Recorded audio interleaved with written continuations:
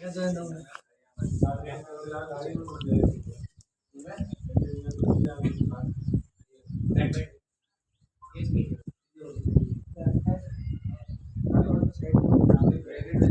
है नारलाई का नज़ारा।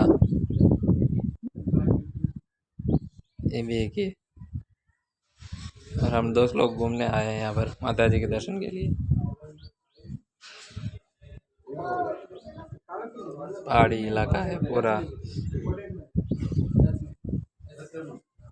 और यहाँ से वहाँ है सोनला जी खेतला जी का मंदिर, लगभग 10 किलोमीटर।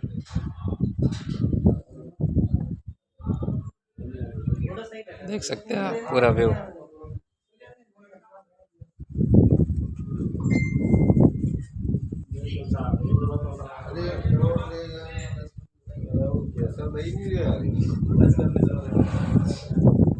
बंद कर दे।